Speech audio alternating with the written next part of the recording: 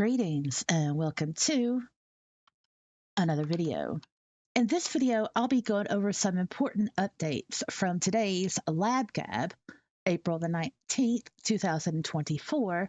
Link is in the description below regarding new policy changes. This is the latest we are hearing from Linden Lab in any capacity since the March 20th official statement from Oberwolf Linden, Brad Oberwager, Linden Lab executive chairman, regarding the allegations that were exposed in an article posted on Medium back in February of 2024.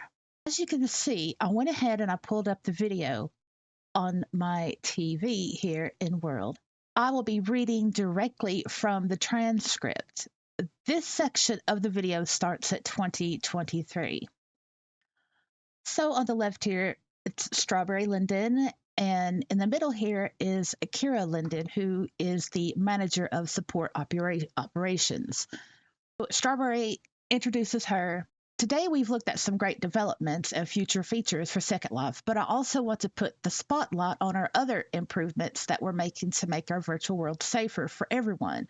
So first off, Keira, can you tell us a bit about yourself and what you do at Linden Lab? Keira answers, absolutely. As you said, I'm the manager of support operations. That's a team of about 30 Lindens, and it includes the billing team, the folks who answer the billing line and help you with all your billing related needs, the concierge team who responds to technical issues and issues relating to private estates, the customer account operations team who manages things like marketplace, fraud, and governance, and our quality assurance and training manager. So I oversee all those teams to make sure they all have what they need, as well as reviewing and recommending changes in policies that we enforce.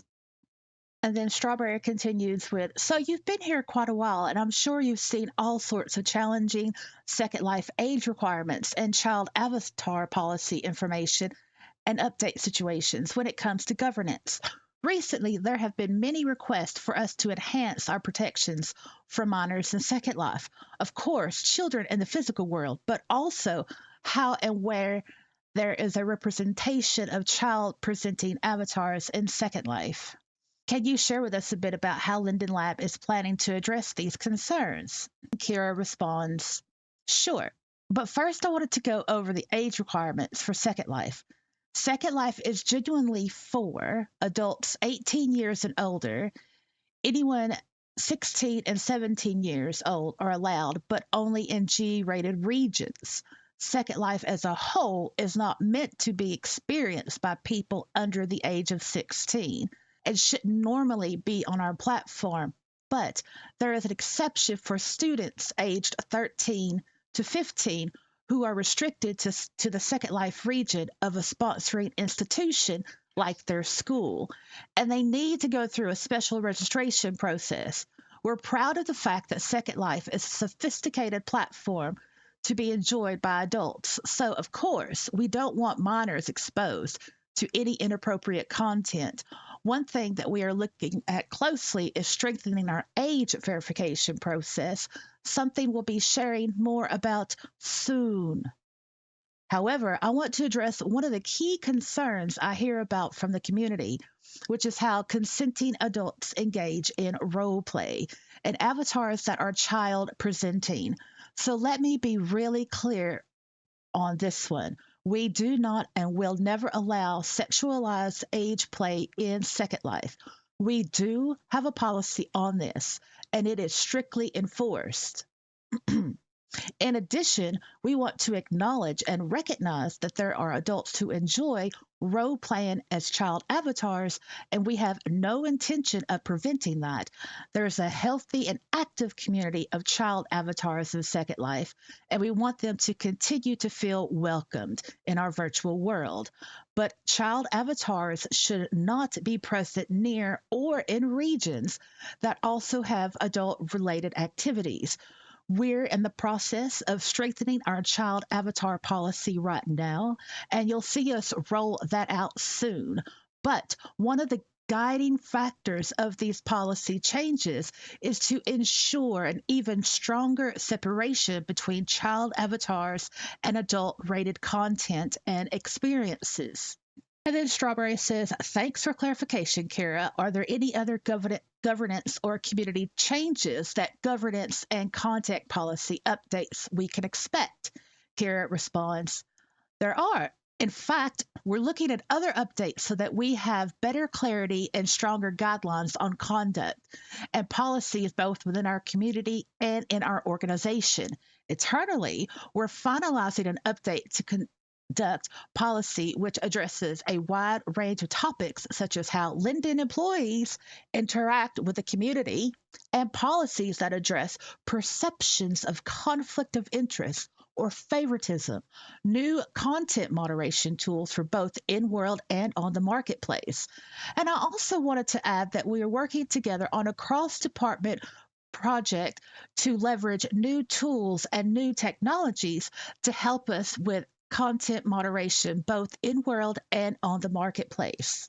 Strawberry says, good to hear. So I also heard we are adding another way for residents to communicate, new community roundtable with Second Life leadership coming in late May. With Linden Lab leadership, Grumpity, can you tell us more about that? Grumpity says, sure, we're looking for ways to improve on how we communicate with the community. Always, really, one of the things that we're most excited about is the upcoming community roundtable with Second Life leadership. We're planning to launch that in late May. In this roundtable, our executives will be more regularly available to meet directly and in real time with the community, sort of like we do user groups now. This will be more of a general purpose user group for residents to be able to provide input and talk to us, to the leadership really of Linden Lab directly with their ideas for how to improve Second Life. So there will be obviously more details for how to participate in that. And there's a lot that we're looking on to improve Second Life from the inside out. And that's the end of that section. To hear that they're finalizing an update to the conduct policy, which addresses a wide range of topics like how Linden employees interact with the community. Can't wait for that to be known. Overall, I thought that what Keira and Grumpity said was positive. To me, the issues that were raised in that particular article on Medium have been addressed. So there you have it. We now know what kind of changes will be coming soon. Soon, we all know what that means. It's equivalent to sometime in the year. Okay, but which year? They never tell us. Later in the year, but they never tell us which year. However, Grumpity did say that in late May, we will have more information regarding the round table with leadership. So that's positive and something to look forward to. There are a couple of things that I did want to go over with my opinions, just my opinions. There was a particular word used that I thought was quite interesting. It's when Keira used the word perceptions regarding the favoritism and conflict of interest. Internally, we're finalizing an update to the conduct policy, which addresses a wide range of topics such as how Linden employees interact with the community and policies that address perceptions of conflict of interest or favoritism. Perceptions of conflict of interest or favoritism. Why do I think this word is interesting to use? Well, I can see that as a possible shout out to an incident that occurred between the Lindens and a resident. I won't go into detail, but from what I know on both sides of the coin, and then seeing this word perceptions, oh dear. Now, Personally, I would have phrased it policies that addressed conflict of interest or favoritism. I would have not have used the word perceptions. Perception, well, we all have different perceptions on everything. My perception on one thing may be totally different to your perception on another thing. And yes, different perceptions itself can cause conflict. Each person wants their perception to be validated, to be known, and to be a thing for the person to have the same perception, right? That's just human nature. Perceptions of conflict of interest or favoritism. Well, I'm not sure what kind of policies are going to address perceptions. That's interesting. I'm looking forward to that. Sure am. New content moderation tools for both in world and on the marketplace. They are working together on a cross department project to leverage new tools and new technologies to help us with content moderation both in world and on the marketplace. Now, in my opinion, how I read that, it is relating to the child avatar AP stuff that is found in world and on the marketplace. I do not think it's going to be widespread content. I think it is just going to be narrowed down to the child avatar AP type of questionable content. It's really good that Keira from the beginning did explain better the child avatar policies and the restriction of inappropriate content and strengthening the age verification process, which they'll be sharing more about soon. I'm interested in how they're going to do that. How are they going to do the age verification process? Because when it first came out, well, we all know what happened. Nothing really, because they had sourced it out to a third party. And well, because Linden Lab is an international company, they have to adhere to all the different types of rules and laws of different states and different countries and standard business practice and privacy and all of this stuff. I'm sure it's very, very complicated stuff, right? The user base end, well, I personally don't want to give out, information like my passport number or my driving license or social security number or my national insurance number. I don't want to give out any type of that stuff.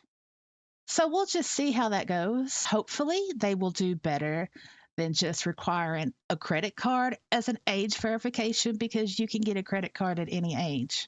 People will find a way to do something that they ain't supposed to do. Again, that's just human nature.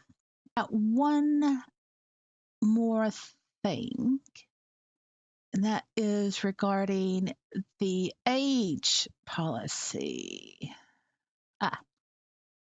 Here we go. Second Life is generally for adults 18 years and older. Anyone 16 and 17 years old are allowed, but only in G-rated regions.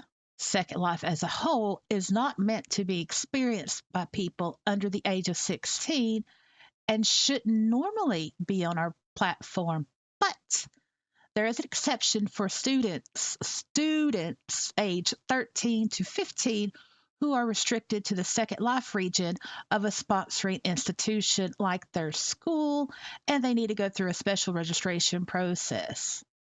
Having said all that, what I wanted to point out is this part here. But child avatars should not be present near or in regions that also have adult-rated activities. Now, if you read about that in the terms of service and the community guidelines in full, it can be quite muddy. And there's a bit of a loophole, which a lot of people use, especially on moderate land. I think they really need to thread up that loophole. Hopefully, they will do that in the new policies that are coming soon. So that's something to look forward to. So I am done with that. The following is just my opinion, and it is a big elephant in the room. There is a missing elephant, and is not attending the Belarusa 5th anniversary celebrations this year. Though in the past, always been an elephant. The elephant has been king. I thought that was quite telling.